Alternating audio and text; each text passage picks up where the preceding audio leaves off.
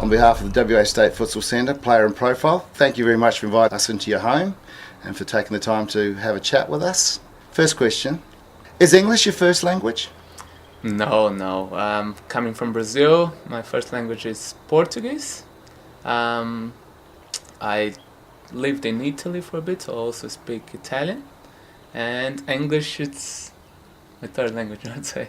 So this is your third language? Yes. You speak fantastic English, consider it's your third language. Yeah. Tell us a little bit about your childhood, where you're from in Brazil, what city you're from, and tell us a little bit about growing up in Brazil.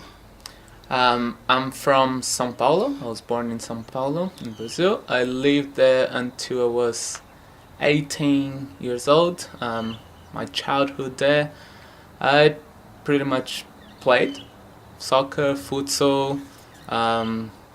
Used to go to a club after school pretty much every day, as far as I can remember. I just used to meet my friends there and play the whole day. Sometimes a bit of ping pong. So I actually can play a bit of ping pong, not a bad player. And football too. Oh yes. So with Sao Paulo, is that is it a large city? Or in relation to say somewhere like Perth, where you are now, how does it relate? Is it a large city or industrial city or? São Paulo is massive. So size-wise, I think would be similar to Perth. It's a big city, but population-wise, São Paulo has got 20 million people. Which is pretty much the same population of whole Australia. Traffic, people everywhere, buildings everywhere. It's like they call it concrete jungle. That's how it's called. So it's quite busy there. Big difference to Perth. So growing up there, was your family with mum, dad, siblings? How many people are in your family? I've got both parents are alive. They were always close to us. I have two brothers as well. One is 9 years older than me, and another one is 3 years, which we were pretty close. We used to play a lot. Like I used to I was always the youngest one, so I got, how you call it? Beat quite a lot. Got beaten. Yes. Got beaten quite a lot. Yes, being the youngest child, that happens a lot. But I learned my lesson and kept quiet for a while and stopped getting beaten.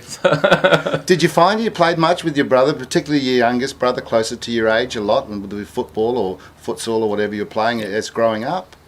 Yes. My Lucas, he taught me how to play. Like when I was 5-6 years old, he used to get me to playing goals, so he could kick a lot. Like he would kick the ball as hard as he could, and all right, go Victor, save it. Yeah. And that's how I started playing. That's how I, and now it's actually something that I miss is playing with him. Do you see much of your brother these days? Unfortunately not. They both live, my whole family lives in Wales now. I got to see them a few months ago in Brazil. I'm actually getting a bit but I don't see them as often as I would like to. No. Do you find that hard? You're in Perth now, so just jumping forward a little bit for now. Do you find it hard being away from your family and not having that, day-to-day contact with them? Or does Facebook and other communications make it a little easier for you? I talk to them once a week. I never had problems, to be honest, because I've always kept myself busy. So as I've got a real busy life, I never stopped and think about it. Oh, I miss them. But we had such a great time in Brazil, the whole family together, that when I stop and think about it, I get quite emotive. So then you must have found it very hard to come back home to Perth after that trip then. Again, I've got my tactics to not think about it. Yes. But it would be great to have them around. When you were growing up, would you say that you were a sporty kid? Not so much interested in school or... 100%. Basically, because I was always playing a high level there, we had competitions on every single public holidays. We missed out on a lot of family events just because I had games, and me and my older brother as well. So always playing since I can remember, since I was 8, every single weekend games, during the week as well. When I was in school, during recess, we would go straight to the courts. Sometimes we weren't allowed to have a ball. The teacher used to take the ball out of us, so we would get anything, like any rubbish on the ground. We would just play, and then after school, my mom used to take me to the club, do a swimming lesson. Then after swimming lesson, meeting my friends over there. All right, let's do something, play. And after playing, we would have our training session as well. So it would be every day, all day, non-stop. Do you think growing up like that and just having that dedication, without even knowing you were having that dedication, has made you into the sort of sportsman that you are today? Yes. I think the passion, like that, developed such a passion inside me that within that I just love the sport, and I would do whatever I can to get other people to have the same feeling that I have about the sport, because it's so nice. That's how I lived my whole life. So thinking back in those days of your happy days as a child growing up, what would be your happiest memory that can come to mind? Going to Disneyland. That was nice. I think that's everybody's kid. Yeah. Every kid's dream growing up. They wish they could go to Disneyland. Yeah. That's fantastic. So you went to America and you went to Disneyland. Yeah, when I was 7. That's fantastic. Had my whole family there as well, my grandparents as well. So it was nice. I think that's a great memory I have. So thinking back then, for your childhood memory, your happiest memory was going to Disneyland. Did that take you back when you went there for the World Futsal Championship as an adult? It's a great question, because when I went there, I remember, like, we played the competition.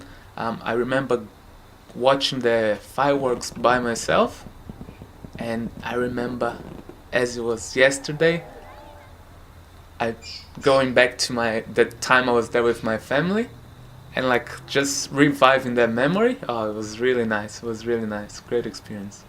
That must have been almost a surreal experience for you, having a memory as a young child, a young Brazilian child, who's now having an experience as an Australian adult over playing futsal in America. That must have been just almost mind-blowing, I'd imagine. Yeah, I think what made really extra special was the fact that we were representing Australia there.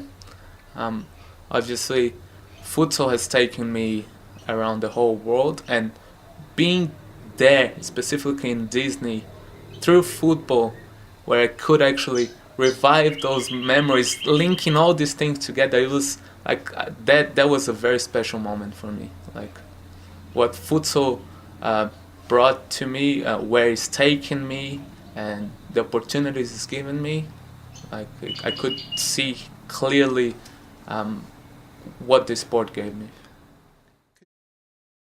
I was very ambitious. Like when I was growing up as a player, I wanted to be part of the Brazilian national team. I wanted to have a personal sponsor. I wanted to. I could see myself doing that for the whole life. Like to be honest, I wanted to drop school to be a soccer player. That was all I could think of. Like that was my dreams. Every single wish like when you blow your candles in your birthday, every single wish was to become a professional player. Then the day I actually achieved the first goal, which was going to Italy and play there, I was like, all right, I'm doing okay. Like I didn't get as far as I wanted to, but I think I accomplished a lot in my life with futsal. So you've mentioned Italy. So how old were you when you went to Italy? 18. 18 years old.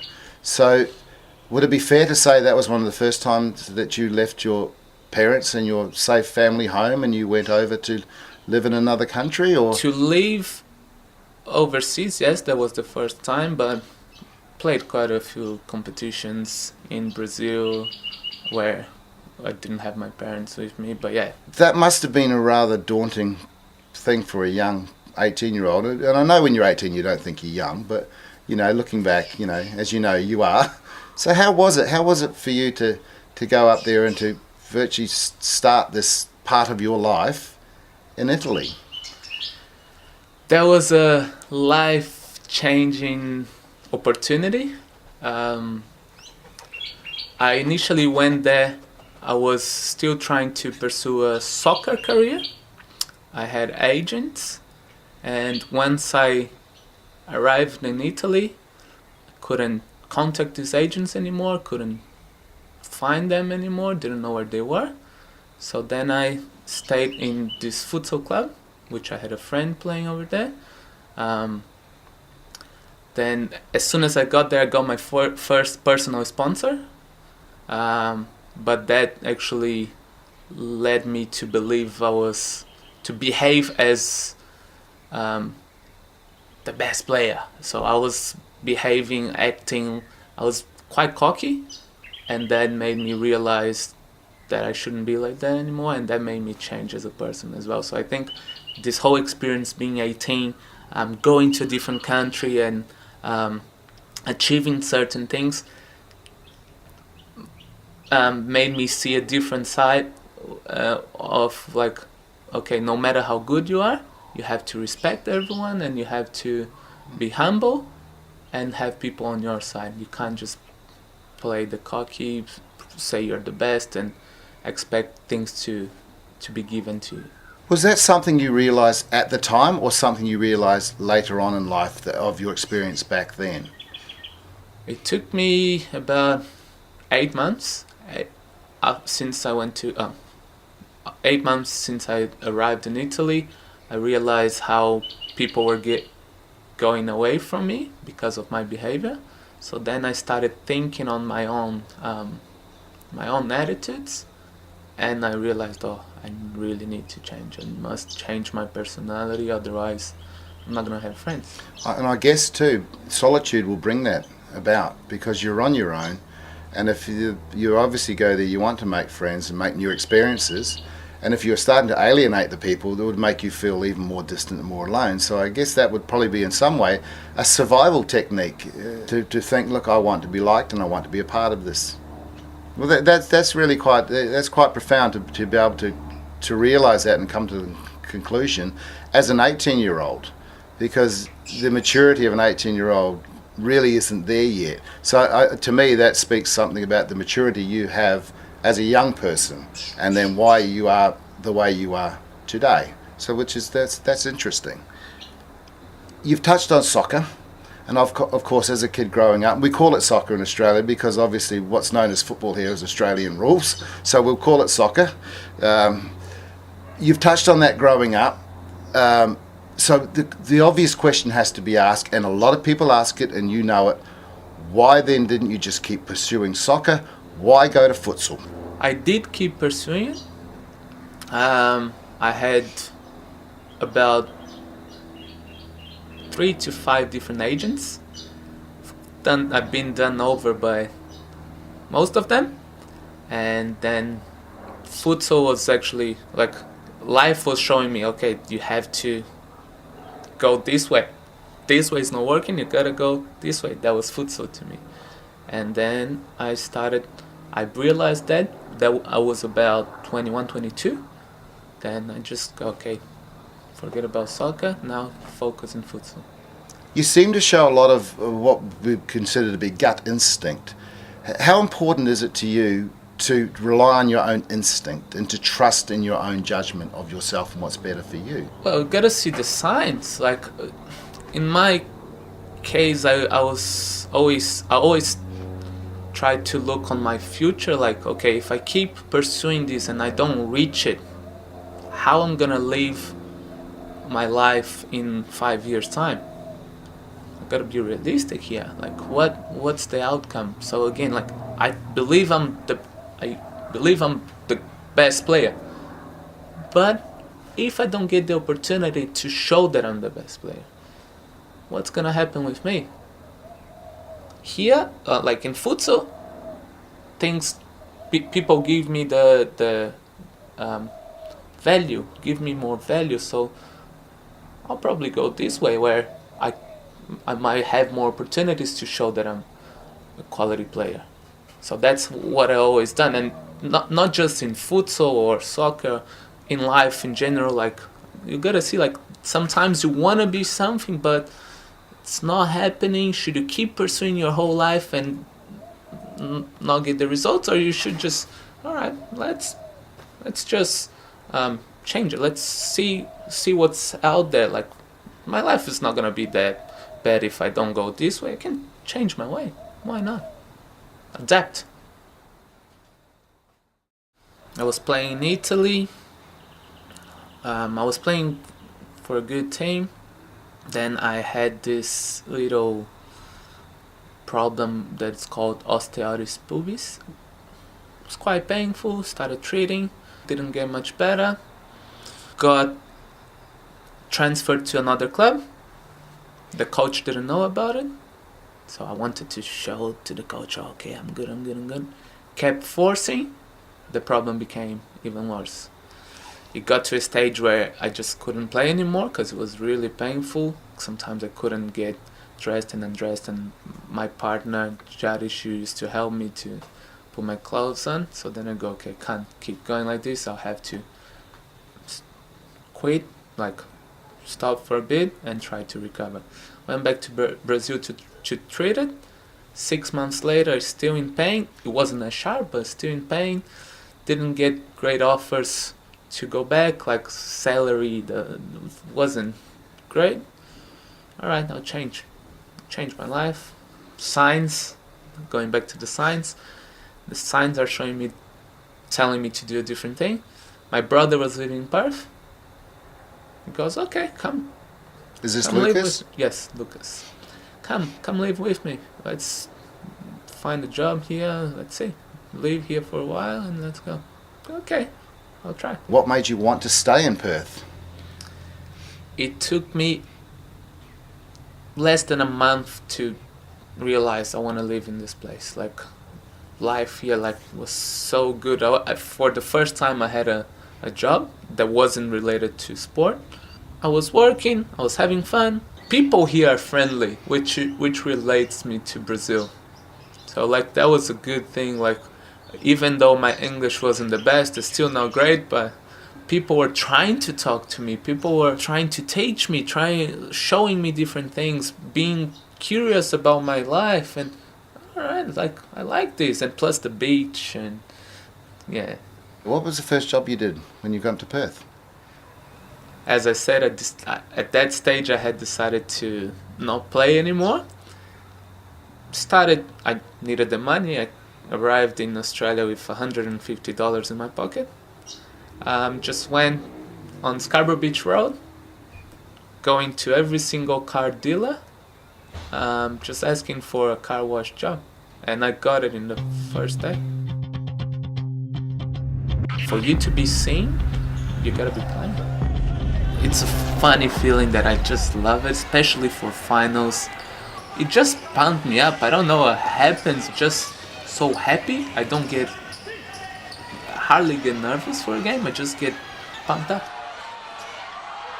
When I'm going to the games, when I sit on the car, I put these specific songs, which I'm not gonna say which one is it. I prefer not to, but it's sad songs, but just pumps me up. When I get to the center, I like to see the crowd. I specifically like to see the kids that are there to watch, because I see the smile on their faces to see me there, to be involved in the atmosphere. I think a lot of players get really nervous in important games because they think like, oh my god, I can't screw up in front of these people. There's a lot of people. I actually take it the other way. I go, wow, these people are here. They are here to watch us. We need to put a show. We need to do our best. That's what I keep thinking. Go, cannot disappoint them.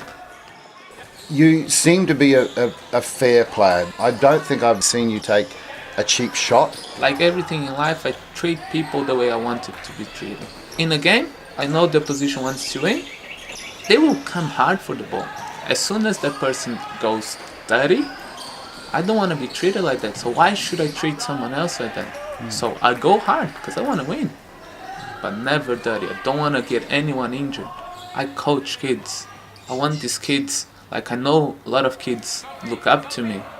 I don't want them to learn the bad things. I want to be a role model, a proper good role model. So it's not a win at all cost mentality? No, definitely not. One of the goals is to see the league in WA growing and a national league in Australia growing and be part of that, play the league. And the main goal, my target is playing for Australia and playing the World Cup. My goal is to represent this country that gave me so much. I honestly feel I'm home now, and thank you everyone for making me feel this way.